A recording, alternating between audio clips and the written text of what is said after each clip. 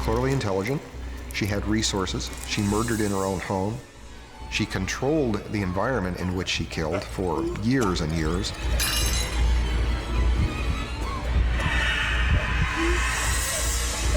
The daughter of a very well-to-do family, a pretty girl, but a wild girl, who wound up being, well, I don't know how to put this delicately, one heck of an efficient serial killer.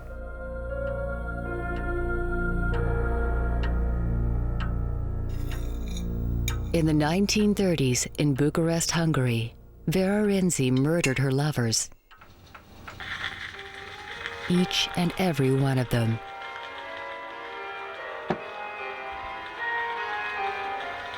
After 2 failed marriages, the beautiful Vera invited a long line of suitors.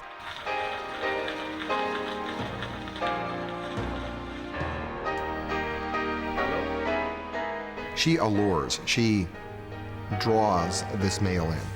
And this wouldn't be happenstance. This male would be selected by her.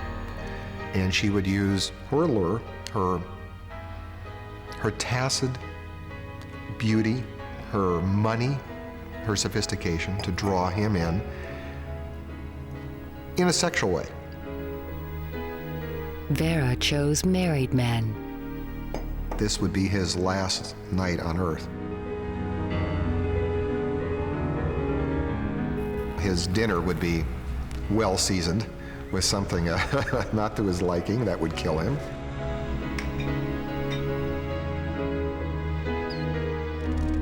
Vera's seductive dinners were laced with arsenic. Arsenic is a popular method of poisoning that we've seen throughout the centuries.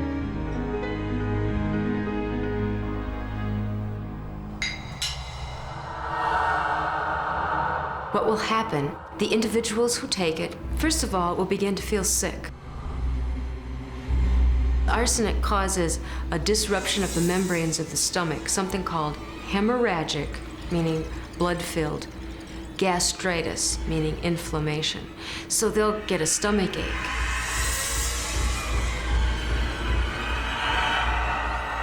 I would imagine that she would only let him know at the very end when he began to suffer intensely from the poison.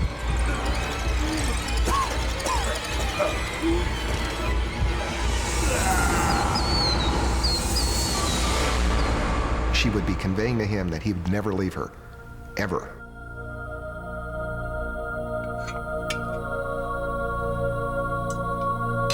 But Vera's plans don't end with death.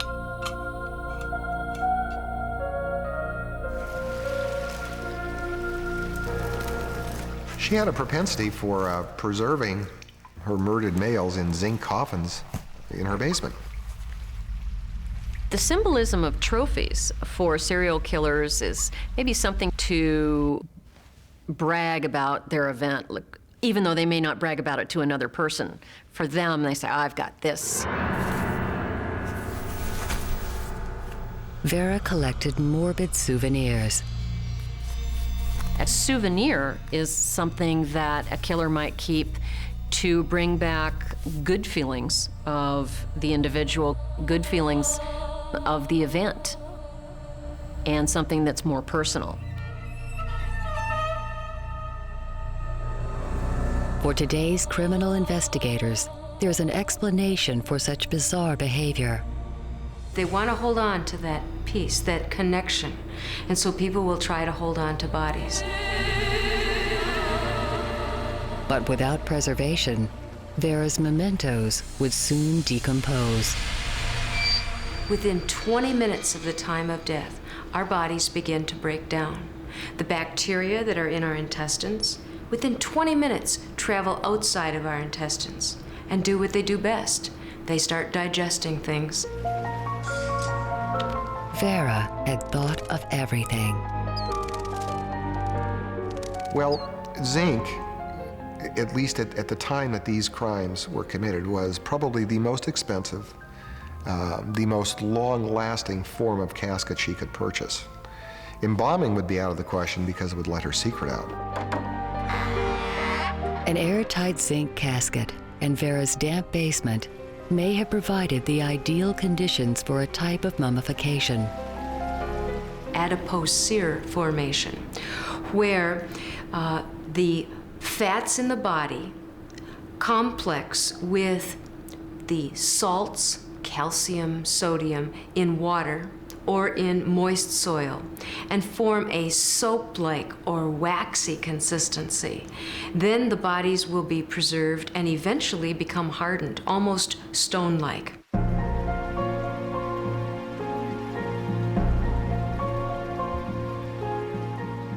This is almost a museum of death of her own design. Her victims are here, they're in her control. Anytime she wanted to go talk with them and interact with them, she could. This would, for a while, serve a purpose and meet a need that she had.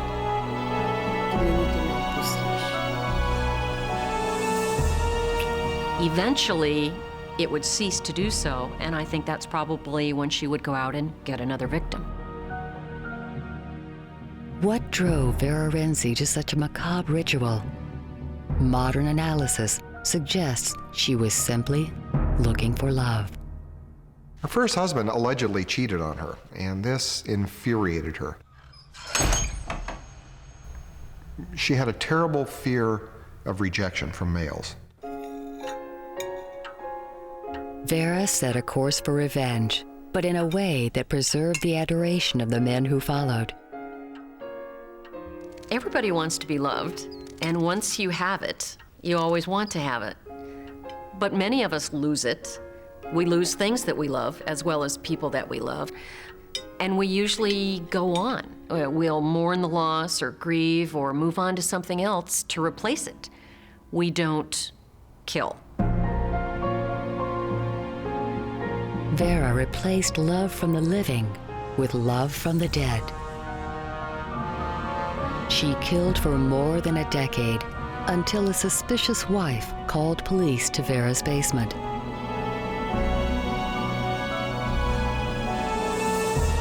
They found 35 zinc coffins.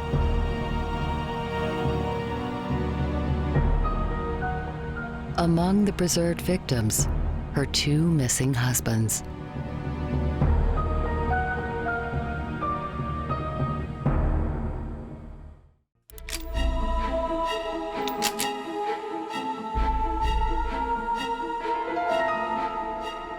Some women believe that they are actually entitled to kill a man who cheats on them or is leaving them for another woman.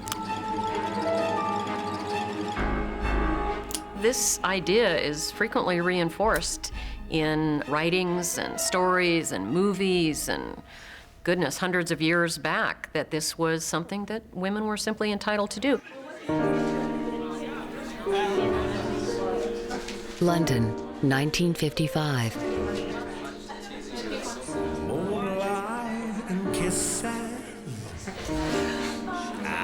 And a pretty club hostess, Ruth Ellis, had no idea she was about to divide a nation and make British legal history. Good time girl. At 19, she's running a club in the West End of London, getting people to, buy drinks at extortionate prices. And she would con people into parting with a lot of money here in the club.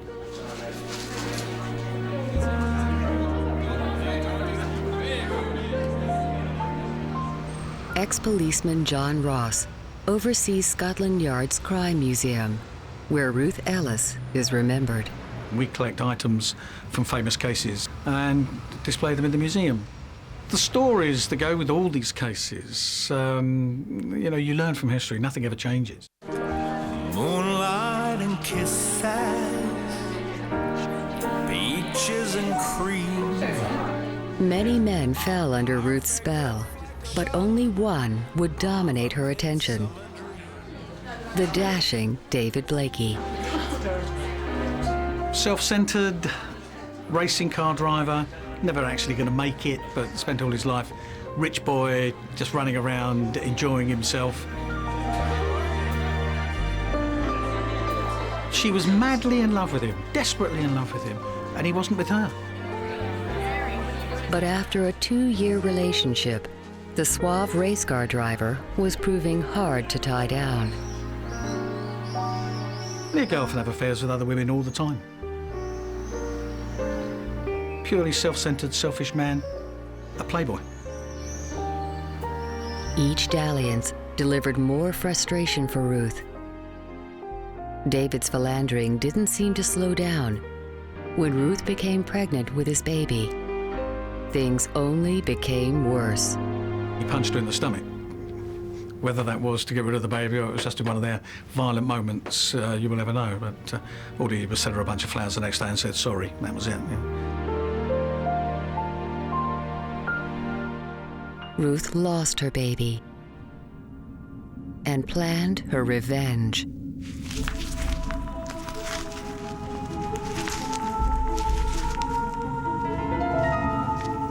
Women are much more relationship-based. They are much more into their feelings and their intuition. I feel that when women's relationships are disrupted, they can become furious. A gun is an interesting weapon because it allows the shooter, the killer, to dispatch their victim without even getting close to them. It's all going to be over in a matter of minutes. This is a small caliber revolver. This is classified as a low velocity handgun. In other words, the speed at which the bullet would be leaving the end of the muzzle would be less than 2,000 feet per second. On April 10, 1955, David Blakey was drinking in the Magdala pub in North London.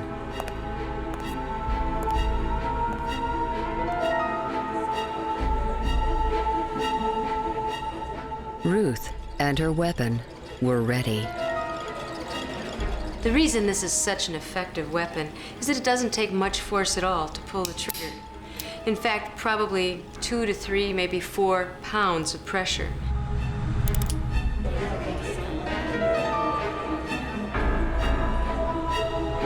As they came out of the pub, Ruth Ellis stepped out the shadows and called his name. David! Fired 2 shots at him. When a bullet enters that body, the kinetic energy will cause a cavity, something called a temporary cavity, that's caused by energy radiating out from that speeding bullet. He just walked up and emptied the other 3 bullets into him. When a bullet enters a body, it perforates through the skin. As it does so, it will damage blood vessels and it will cause massive internal bleeding. Blood will accumulate and the body will go into shock when it has lost approximately 20% of its circulating blood volume.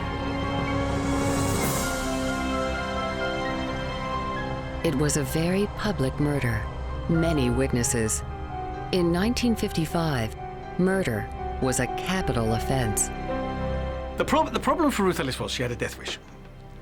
She'd killed the only thing she ever loved and she wanted to die.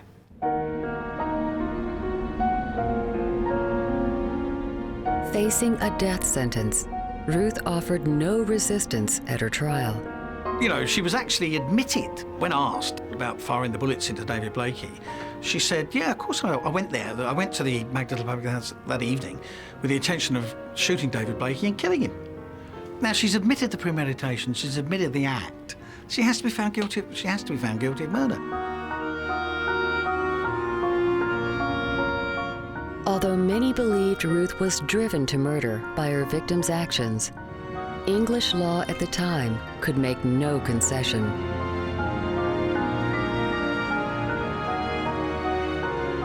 It's difficult to imagine a civilized society putting to death a killer who had a clear-cut history of abuse from the individual that they killed.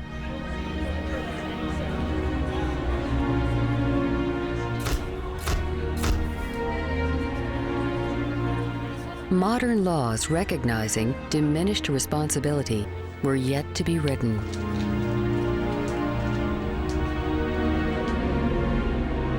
Despite public protests and parliamentary petitions, 28-year-old Ruth Ellis was hanged at Holloway Prison.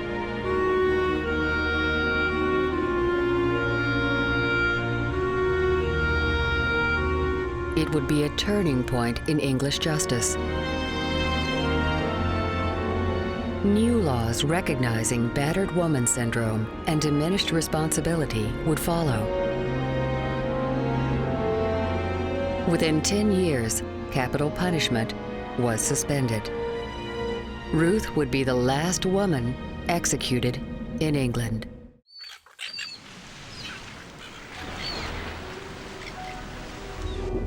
Police Detective Sergeant Bob Wells tries to forget the day he discovered one of Australia's most shocking crimes. You just sort of have lost the majority of your senses for a short period of time until you actually regathered them and realised that it was reality and not a horror scene. Daily swims are an attempt to wash away the images still lurking in his subconscious. Clothing, cutlery, meat. It's something I'm still trying to come to grips with even today, emotionally and mentally. Bob Wells would be just one of the lives forever changed by the deeds of Catherine Knight. I think most of us expect somebody who's done what Catherine's done to have horns growing out of her head or to be restrained like Hannibal Lecter. But she was a very ordinary-looking woman. Another to be affected would be journalist and author Peter Lawler, assigned to a story his newspaper couldn't publish. Editors make a decision whether a story is palatable for people to read with their breakfast in the morning, and there was a decision made that this one wasn't palatable. It couldn't be reported. It was too horrific. But like many, Catherine drew him in. I wanted to know that a person who could do what Catherine Knight did was insane or not sentient.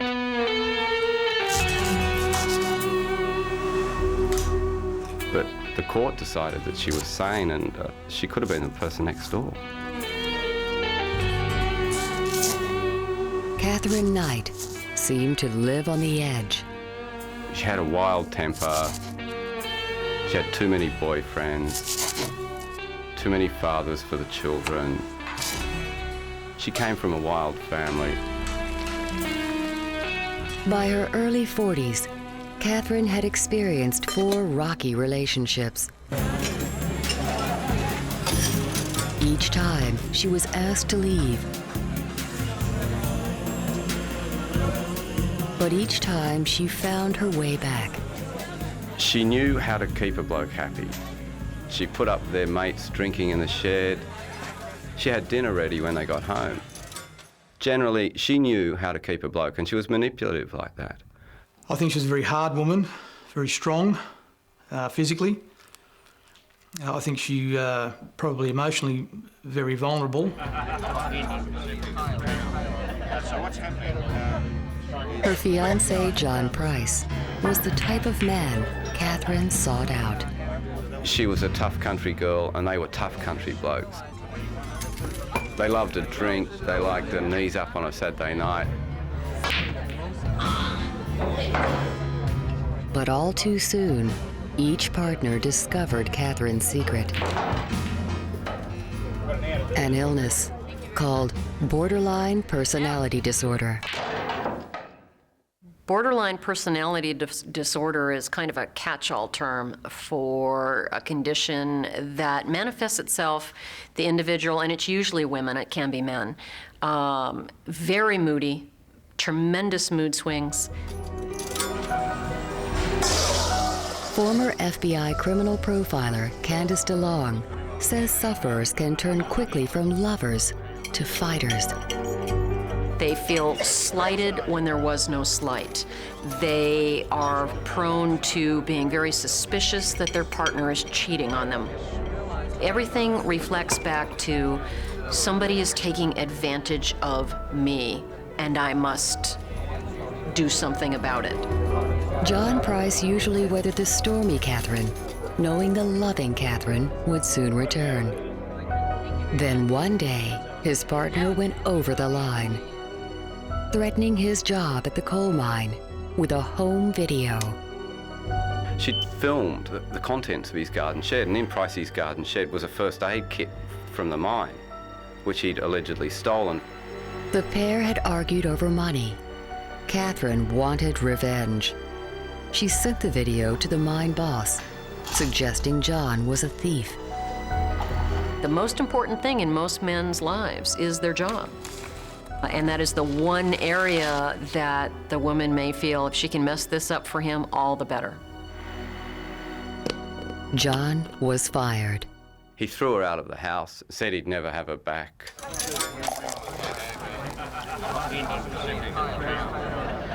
Unfortunately, he had her back within 6 months because Catherine turned on the sweet, loving side again and got back in there somehow.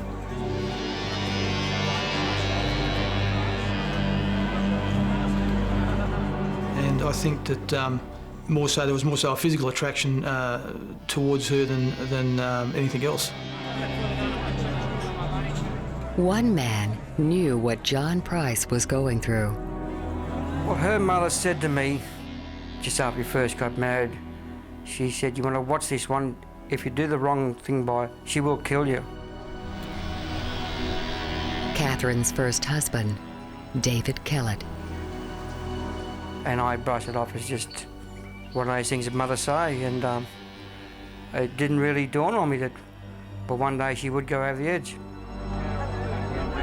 In late 1999, David and John met to compare notes. I knew John Price, and he said to me he wants to get out of a relationship, but he's scared to get out. And I said, well, these days you can take all these domestic violence orders against each other, whatever. And he was just so scared, he was almost shaking. He was really scared. Little did either man know, Catherine would soon commit one of Australia's most shocking crimes. In an undisclosed Australian city, David Kellett lives in hiding. Although he left his ex-wife many years ago, recent events make him fear for his life. His former spouse is Catherine Knight. You can't change a psychopath, and I believe in my own heart she's a psychopathic killer, and she'll never change.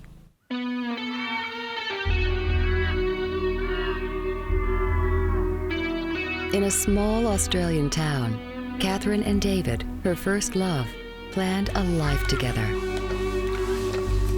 To start with, she's the most wonderful woman I think you could wish for. So devoted, perfect mother, perfect housewife. But Catherine's borderline personality disorder was never far from the surface. She could snap just like a biscuit. It wouldn't take much to set her off. The slightest thing, if she made a cup of coffee and there's no water in the jug, just something as simple as that.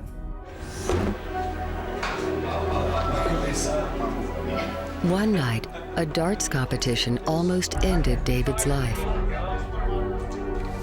One of the elements of borderline personality disorder is that you cannot stand abandonment.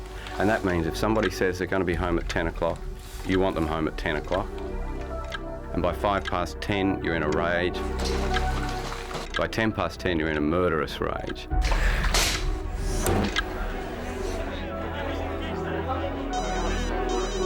And she rang about, I think about 10 o'clock and said, the pub's closed, come on home. And I said, well, the dart competition hasn't quite finished yet, I'll be home when I'm ready. There was an insult to the core when he said, I'll be home from the pub shortly. She took that as the same as being stabbed in the heart, as total rejection. And the way to make herself feel better is to exact revenge. When somebody's getting stressed, it's usually a reaction that comes down to fear. Fear causes the release of adrenaline or epinephrine. So the heart would start beating more rapidly. Somebody would start breathing more quickly. There would be that fight or flight reaction. David Kellett was coming home to a biochemical maelstrom. She hit me so hard on the back of the head that my eyes went black. I woke up 2 days later in the hospital. Spent all my clothes in the bathtub, everything I owned, every bit of clothing she'd burnt in the bathtub. And when the fury subsided, the caring Catherine returned. A couple of days later, after being released from hospital, she went and bought me all brand new clothes. It was just like the type of person she was. But there was something more frightening than Catherine's moods. A slaughterhouse worker, she brought her tools home to hang above the marital bed. The knives were hanging on the wall. I had put a special hook there so she could hang the knives, and no one touched the knives. Her knives were the most treasured item that God ever gave to her.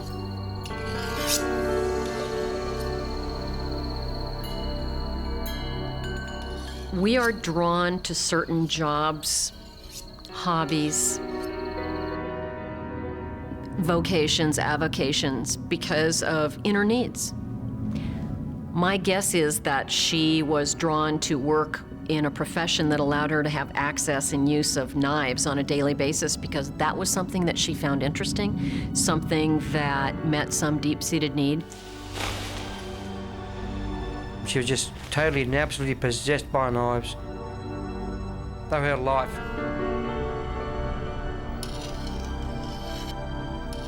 Catherine's obsession had a name. Picarism, which is a clinical term, someone that is aroused or finds pleasure in the idea of cutting, slicing, and stabbing skin. The image in the individual's mind of the knife piercing skin is pleasant for them or even arousing. Catherine's fascination with blades and her violent moods were on a collision course. The warning signs were enough for David Kellett. He left Catherine after 10 years. John Price wouldn't be so lucky.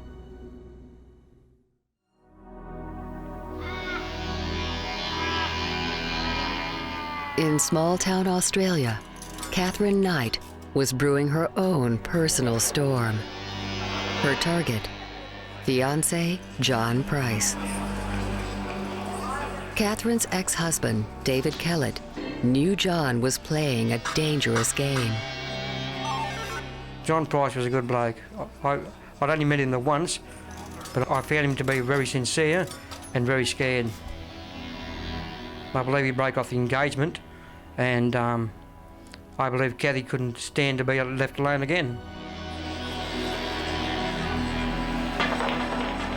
Catherine's borderline personality disorder had proven too much. John asked her to leave, as he had done several times before. But this would be the last. Catherine would end their arguments forever. The video that Catherine made the day she killed John Price is much like the other videos in her collection. She drove to her daughter's place to film the grandchild, and there's some beautiful footage of Catherine playing with this little baby on the ground. And then there's a moment when Catherine addresses the camera and says, "I love my grandchildren. I hope I will see you all again." And it's as if she's making a last will and testament. This was a signal, a definite signal that she was going to kill John that night and that her life was not going to be the same the next morning.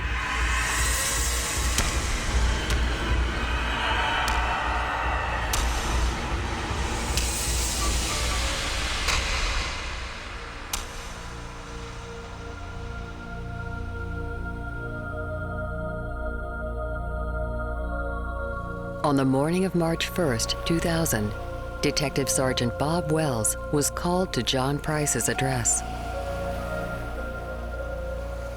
It's still something that has a great effect on me today. It's something I'm still trying to come to grips with even today, emotionally and mentally. Catherine's fury created a crime scene unlike any in Australian history. I think upon walking into that particular crime scene, it was horrific carnage that was throughout that house from one end to the other. Had almost anybody who went into the house that day in sort of a feeling of numbness for quite some time before they came to actually register what had actually happened, you know. Catherine had been to work with her knives. He was stabbed approximately 37 times about the body.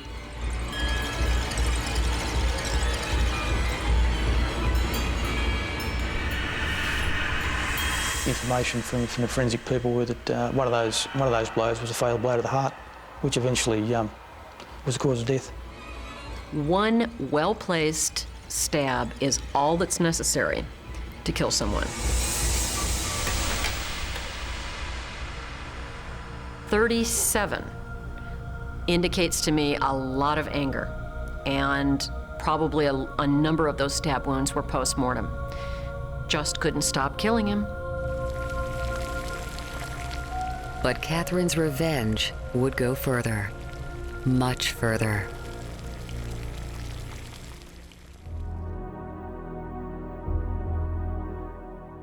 The murder was ritualistic. Catherine went out that day, she prepared for it. She went to the welfare shop and she bought a black nightie, a sexy black nightie with buttons down the front. She went to his house late. While visiting her estranged partner, Catherine stabbed him 37 times. She did not stop there. And at some stage, something clicked in Catherine's mind. She'd had her initial revenge, and then I think she decided she wanted to have some fun. She went back to the life she loved, to cutting up animals and carcasses and that sort of business. Catherine had been cooking, as she had almost every day, preparing an evening meal of meat and vegetables. When police arrived at the crime scene, they found a pot still warm on the stove and 2 meals waiting on the table. In horror, Detective Sergeant Bob Wells realized that the meal was made from her former partner, John Price. I really think at the time it was hard for me to say, well, how could any human do that to any other human? I cried for days, in bed, out of bed, walking around, just to think what she'd done.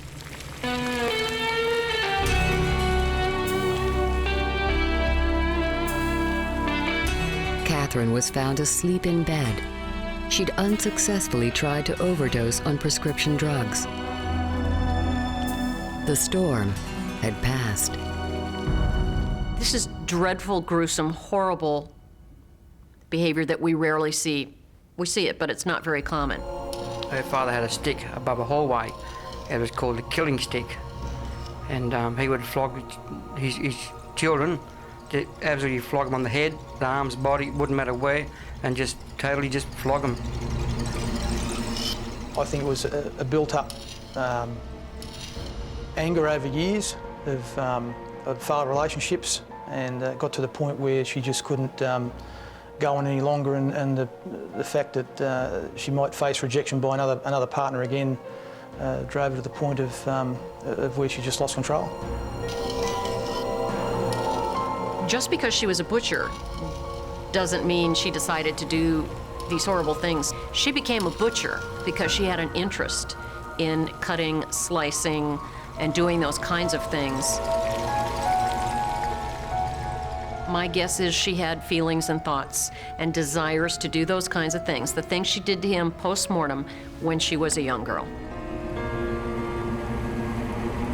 The court found Catherine to be of sound mind when she butchered John Price. She serves a life sentence.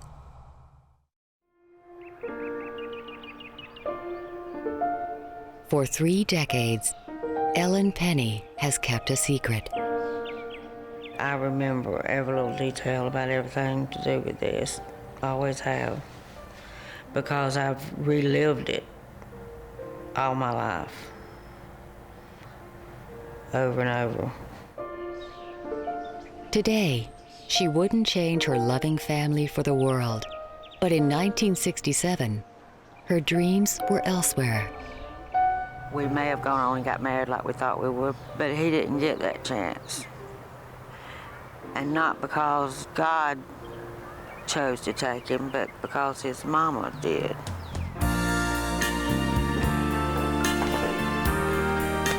At 15, Ellen was falling in love for the very first time with 16-year-old Melvin Gibbs. The affair bloomed under the watchful eye of Melvin's mother, Janie. She was big in the church, and she was big in all of the activities.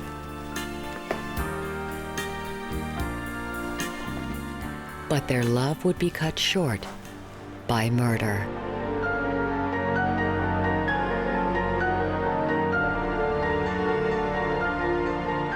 Janie's 3 sons had already lost their father to a mystery illness. And it seemed Melvin could be next. He started having bad headaches. He would turn real pale, and his features would look drawn, and the whites of his eyes would get real, real red.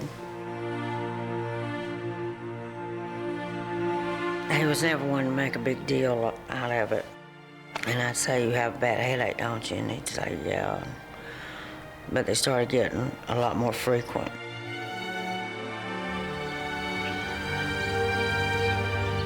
Melvin's constant headaches didn't stop his blossoming relationship with Ellen. Melvin gave me a surprise birthday party, my last birthday before he died. I was given this diary.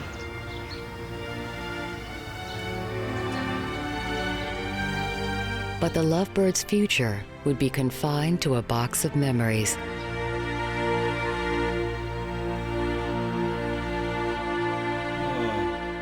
Melvin's headaches became worse. Doctors were perplexed. Janie was not. She was poisoning her son with mild doses of arsenic. If it's given over a period of time, individuals will have a variety of symptoms, and the doctors won't diagnose it unless they think of it. They are very slowly being killed while the medical community, the physicians, are just watching to see what happens. Only 2 people knew the true story, Janie and her son. And just as I got to the door, I heard Melvin holler, "You did it. You did it." And Melvin was sitting up in the bed, looking right at her. And his pillow was laying on the floor in front of her. And then said, "Did you hear that? Did you see what he did?" And she said, "I don't know what it is I'm supposed to have done."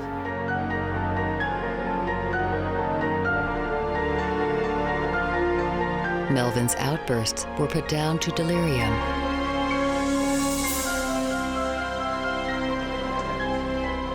But soon he would be silenced, right under his doctor's noses.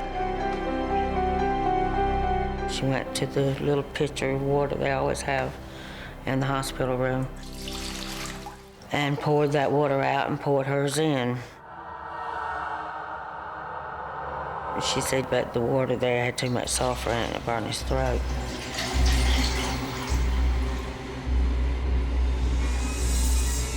In a cruel twist, Janie deceives her son's sweetheart into the final act.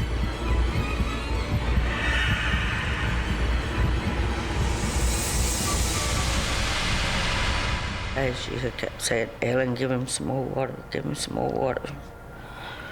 His throat's dry, give him some more water. That water, Ellen now realizes, was laced with arsenic. I was there with my hand on him, and you could feel his heartbeat.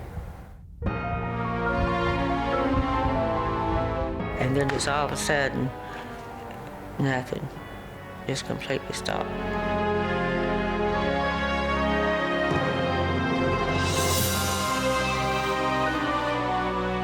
I don't really blame myself.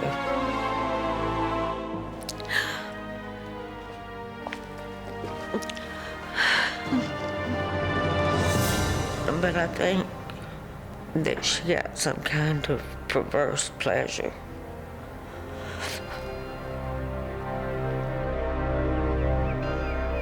Melvin's life insurance paid handsomely, as would policies on every other member of Janie's family. Her husband, 3 sons, and a grandson. All would die of a mystery illness.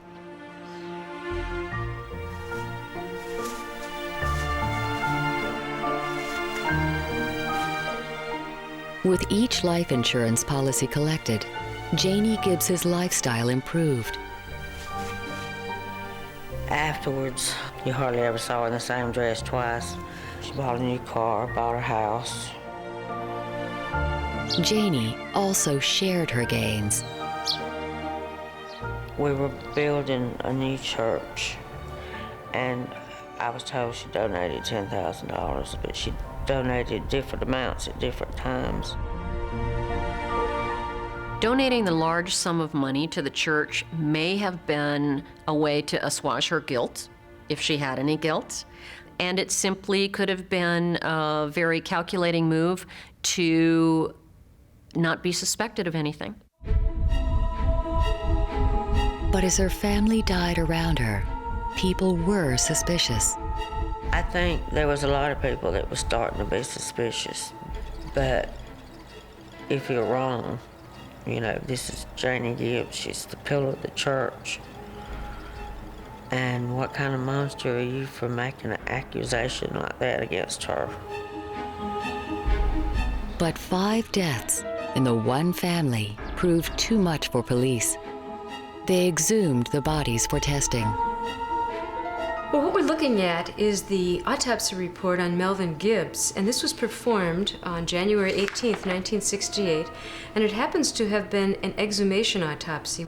Now, it's important to realize that in some individuals, there will be a very minute amount of arsenic, just normally found in tissues. What was found in his liver and kidney was at least 20 times the amount normally found. The levels here are sufficient to have caused death. Janie was convicted on 5 counts of murder and sentenced to life.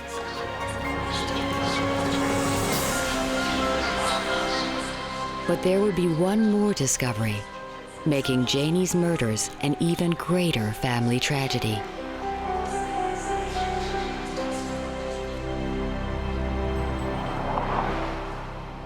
And this is the greatest tragedy. This is on par with the deaths of the people. Frank Martin was Janie Gibbs's defense lawyer. He believes his client's motivation was not for profit. He learned that before she murdered her family, Janie had a fateful appointment. Janie had gone to a doctor in Albany, Georgia, because she wasn't feeling well. The doctor diagnosed her with Lou Gehrig's disease. Lou Gehrig's disease destroys muscle control. It's always fatal. Janie went back home with her very fundamentalist beliefs. She decided she would send her husband, her children and grandchildren on to heaven in advance, because she knew she was going to die, and she was just going to send them ahead so they'd all be reunited in heaven.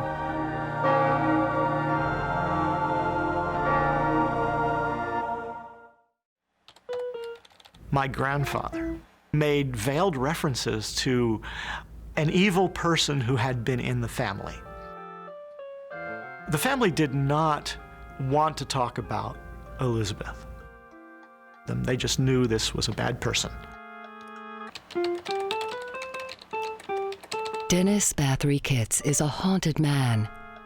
The comfort of his home in Vermont can't shelter him from the horrors performed in his family name more than 400 years ago.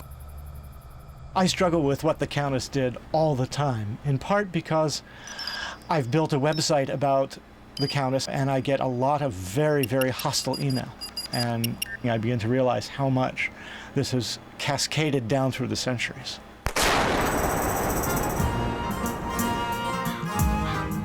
Countess Elizabeth Bathory was a Hungarian noblewoman at the turn of the 17th century. She was cousin to the King of Hungary, of Transylvania, considered the most beautiful woman in the realm.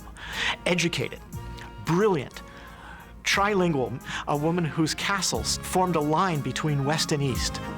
A diplomat, the Countess negotiated treaties between these two great empires. But by night, another creature emerged. The Countess of Blood. There is evidence that hundreds of servants went to that castle and never came back. It's believed Elizabeth was one of the world's worst serial killers, murdering perhaps 600 of her servants. The numbers are astounding until you do the math. And if you think of the fact that she lived into her 50s and probably began this as a teenager, so she had 40 years to kill 600 of her servants. Let's say, for the sake of argument, that she only killed 10% of what she's rumored to have killed. In all her career, FBI profiler Candice DeLong has never encountered murder on such a scale. 60. And that would still make her one of the most prolific serial killers in the history of the world. Elizabeth's personal death toll dwarfs any in modern crime. Even more disturbing is why she murdered. There is a tale that this began because the blood fell on her skin when she was hitting a servant, and she thought that it made that skin younger. Elizabeth believed blood would preserve her youth and beauty. In a macabre prologue to the fictitious Count Dracula from nearby Transylvania, the Countess drank her victim's blood. But unlike Dracula, Elizabeth was cruel fact. Vampirism is a clinical term used by psychiatrists throughout the world. It is a behavior of consuming blood. For criminal profiler Candice DeLong, this bizarre ritual is not unique to the environs of Transylvania. I'm aware of cases in the United States, one very recent and one 30 years old, in which the individuals, both males, killed people for the sole purpose of consuming their blood.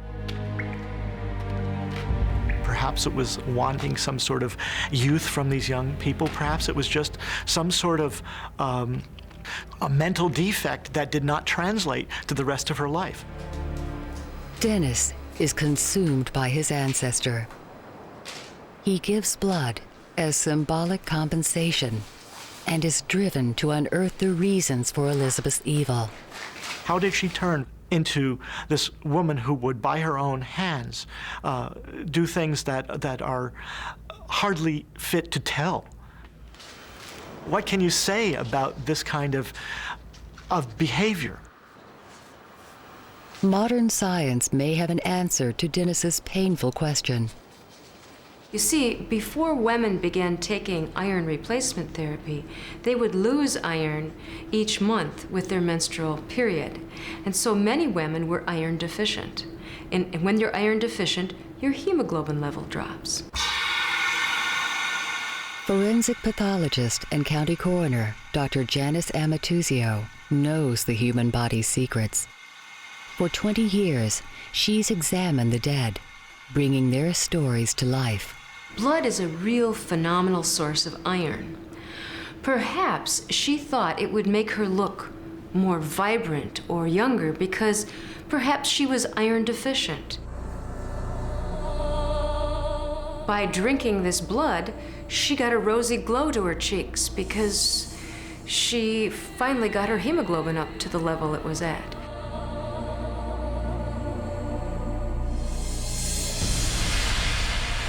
Was the blood countess self-medicating for anemia? It's something Dennis had never considered. But he thinks there must be more behind the terrible crimes of his ancestor.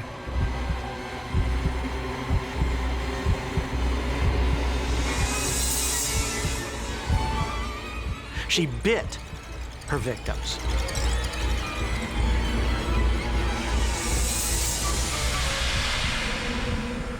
She would bite their flesh.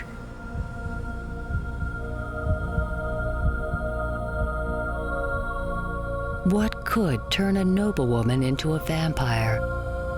Those stories tell us who we are as people and what our dark side is. Dennis is determined to find out.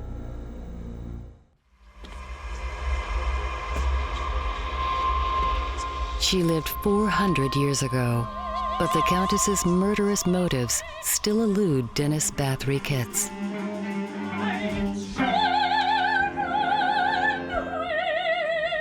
His ancestor inhabits both his rational and creative mind. He's composing an opera about her.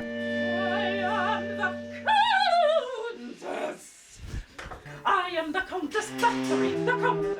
I am the Countess. This particular scene takes place when Elizabeth, the blood countess, has called a singer in the local church to her castle to sing for her. And the countess keeps asking her, sing to me, sing to me, sing to me. Through music, Dennis brings Elizabeth back to life, hoping to find meaning behind her malevolence.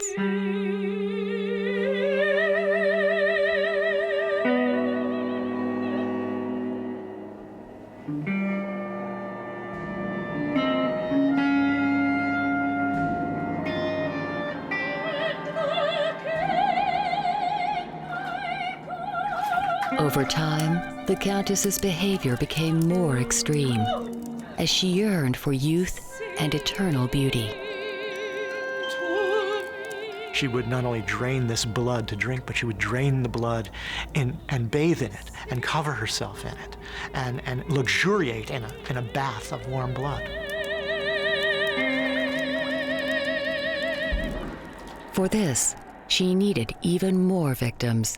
There are 5 liters of blood in an adult human being. It takes only the loss of 1 liter, or 20% of the circulating blood volume, for the body to decompensate. In other words, for it to go into shock.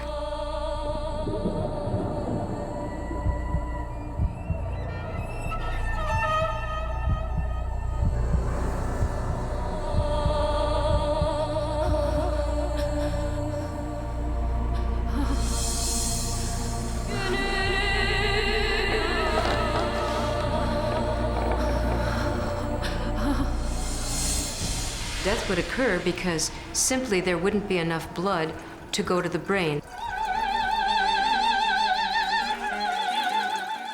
And secondly, their heart would go into ventricular fibrillation or another abnormal heart rhythm. And then subsequently stop and respirations would stop. We have to hear the story of Elizabeth because it reminds us that there are things we have to attend to, things that we have to prevent from ever happening again. Dennis decides that to finish his work and to truly understand his murderous namesake, he must go to the scene of her crimes.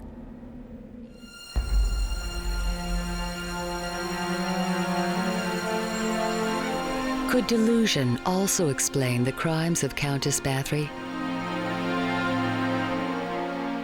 The victims are supposed to be buried around here. Her descendant, Janis Amatuzio, has traveled to Slovakia, to Chuktica Castle, looking for clues. It is an incredible spot. It is unbelievable, kind of frightening place. And there is the rumor that in the dark side of that wall, where the forest grows down quickly into the valley, that the servant girls were dumped.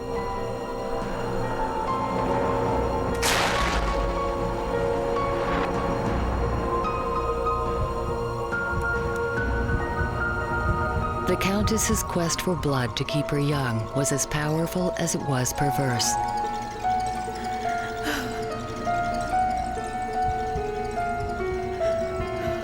Was it a simple iron deficiency or grotesque delusion?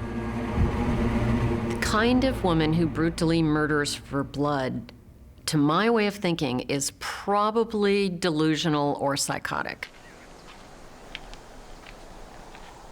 Janis's ancestor lived in violent times when war and torture were the norm, when power was absolute. Someone who is severely mentally ill and suffering from a delusion, it's probably going to be noticed or noticeable to those around them. Except we're going back 500 years to a woman who was very wealthy and was a countess, and oftentimes at those higher levels, mental illness and strange behavior is ignored. Ignored and isolated. The Blood Countess lived beyond reproach by the townspeople below. Peasant servants could be killed without repercussion. It was possible for her to get away with anything here because the only people around were her trusted servants, other royalty, and those who would never speak again, the girls.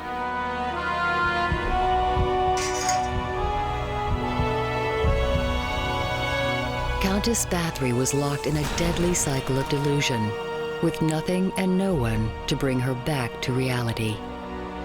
And oftentimes, the more a person tries to get that thought out of their mind or that feeling out of their heart, the less they're able to do so. And oftentimes, the more the individual thinks about it, it kind of develops a life of its own. It feeds on itself.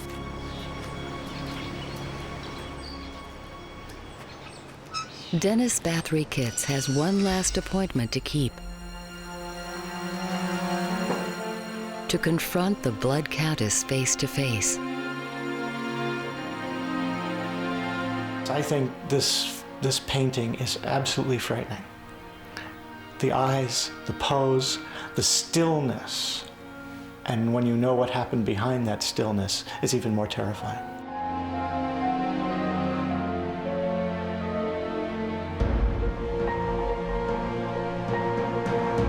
Elizabeth never cheated age nor death. After murdering a noblewoman, her bloody history was exposed. She was walled into her castle tower. The only mercy, food pushed through a slot. She died alone and old. Her obsession unrealized. Power, search for youth, madness. It's so impossible to know what it is that drove her to do this. As any business person knows, if you can match service with customer need, there's opportunity for profit. For Amy Archer Gilligan, that opportunity came with the elderly. Amy Archer Gilligan presented herself to the world as this very innocent Christian woman, projecting this veil of just a caretaker who wanted to take care of the sick and make a living at it. Investigative journalist M. William Phelps believes Amy's customers were sold the perfect pitch. You know, in today's economy, today's marketing, she would have been an expert marketer. What she should have had was a sign out front, really, that said, elderly care for life, as long as you don't die first. In 1907, in Connecticut, Amy was ahead of her time, launching one of New England's first nursing homes. She was a pioneer of elderly care at the turn of the century in New England. She kind of pioneered this whole idea of nursing elderly people, which later turns into convalescent homes, this kind of thing. Seniors like Franklin Andrews signed up for a peaceful, caring home in which to spend their twilight years. The marketing ploy was $1,000, and I give your relative, your elderly person, life care. And life care meant they stayed in the home, she took care of them, fed them, clothed them, gave them medicines. There was no time limit. As long as the customers lived, Amy promised to care for them. You know, it seemed too good to be true, and people lined up. Clients and their families hoped for a long and restful life. But Amy's business plan called for something else. Turnover. Let's set the scene. Picture a calm and peaceful New England night. Patients are readying themselves for bed. They've just finished dinner. You have Amy Archer Gilligan in the kitchen mixing up a batch of warm lemonade. And warm lemonade at the time was an elixir for if you had the flu or you had an ailment. Amy kept her overheads down and vacancies up with arsenic. She understood her market for death very thoroughly.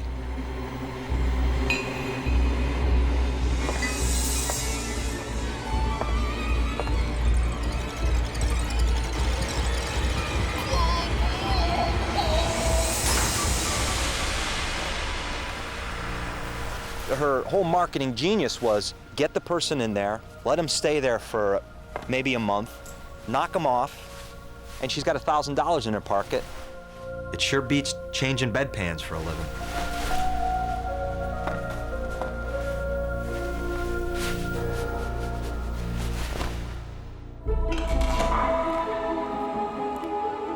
Amy's calculations went further. To conceal evidence of her poisoning, she counted on an old mortuary practice. Well, basically, embalming fluids were preservatives, and they contained alcohols, formaldehyde, and they often contained a number of heavy metals like arsenic. Embalming, of course, being done prior to any post-mortem examination or prior to any specimens being taken for toxicology. Amy had a near-perfect cover. Elderly clients were expected to die, sooner rather than later. And if there were any suspicions, forensic tests would be contaminated. Amy was very good at marketing and business. She would sell a bed to the patient, kill them, and probably have someone lined up to take that bed before that patient even was taken to the morgue. They dubbed it a murder factory because she was just a conveyor belt of bodies coming in and out of there. But Amy's business plan had a fatal flaw. Medical records of the time may have misrecorded the cause of death, but they could not hide the number dying under Amy's care. The returns of death certificates to the office of the Windsor Town Clerk show that there have been 60 deaths at the Archer home since the place opened in the fall of 1907. Over time, a case mounted against Amy Archer Gilligan, but police needed evidence. They had a lot of circumstantial evidence that they were beginning to incorporate some forensic evidence of doing some exhumations into it. Franklin Andrews' body was exhumed and tested positive for arsenic. No surprise for an embalmed body of the day, but there was one anomaly. Well, they found his stomach loaded with arsenic.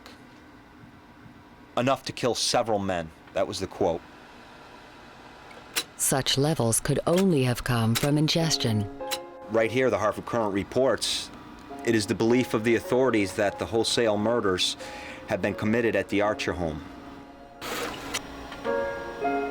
Amy was convicted of murder and declared insane. She spent the rest of her life in an asylum. By the time she died, arsenic embalming fluid was banned.